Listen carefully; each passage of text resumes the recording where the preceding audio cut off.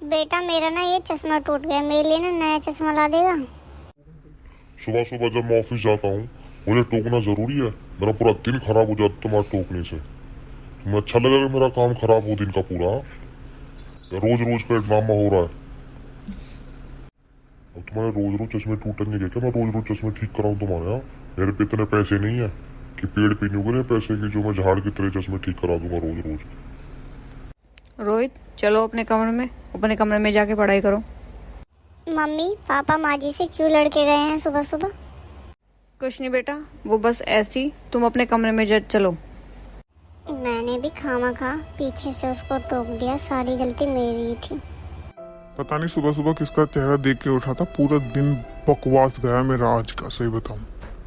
Mummy जी आप इतने मोटे मोटे आलू क्यों काट रहे हो? हाँ, एक काम करने के लिए बोला था आपसे वो भी नहीं होता है। इतने मोटे मोटे आलू काट के रख देगी।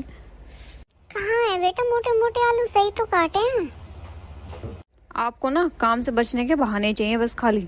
आपको ना कुछ आता जाता तो है नहीं, खाम खा लेके बैठ जाती हो चीजों को। जब आपका मन नहीं होता करने का तो आप क्यों करती हो इन कामों को? पूजा, तुम मेरी माँ से इस तरीके से बात कर रही हो? कोई तमीज है तुम्हारी? क्यों ना करूँ इनसे ऐसे बात? हाँ ये बताओ, इनको एक काम बोलते हैं इनसे वो भी नहीं होता है। पूरे दिन सिर्फ ये बैठी रहती है, ना कुछ काम करती है ना कुछ करती है। कोई तरीका है इनका? तुम्हारी इतनी हिम्मत कि तुम मेरी मम्मी से इस तरह बात कर रही हो? हाँ, तुम्हें बताइए तुम्हारी सास है, तुम ये क्यों भूल जाती हो? भूल तो आप भी सुबह गए थे कि ये आपकी माँ है जिससे आप बात कर रहे थे सुबह बदतमीजी से। आपके जाने के बाद ना राहुल ने भी मुझसे पूछा था कि मामा पापा माँ जी से क्यों गुस्सा हुए थे। हाँ, जैसा वो देख रहा है ना इस टाइम, वो फिर हमारे साथ वो ही करेगा। ये हमेशा याद रखना, जैसा आप कर रहे हो ना तो वो भी हमारे साथ वो ही करेगा, ठीक है ना? वो आपकी मम्मी है तो उनको जितनी अहमियत दोगे ना उतना अच्छा है। उनका इस घर में ना हमारे अलावा ना कोई भी नहीं है, तो हमारा फर्ज बनता है उनका ध्यान रखना, उनकी बातों को समझना, उनका सहारा बनना, ना कि उनको हर छोटी छोटी चीज़ों के लिए डांटना धमकाना। ये समझ में आई आपको?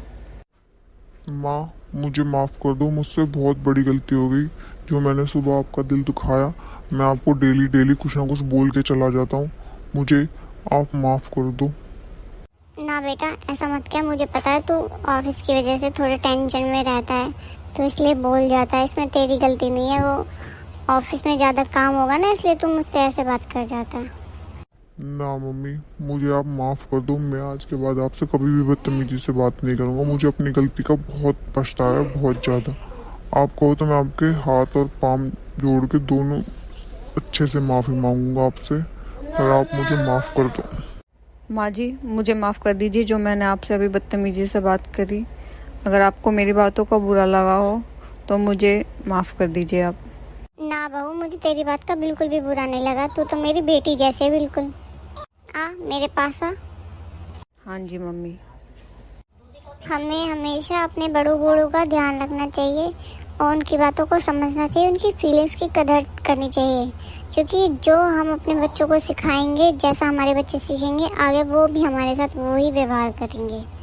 तो समय बदलते टाइम नहीं लगता है, जैसा आप बोओगे वैसा ही आप पाओगे। अगर आपको हमारी वीडियो अच्छी लगी हो तो हमारी वीडियो को लाइक शेयर सब्सक्राइब जरूर करें।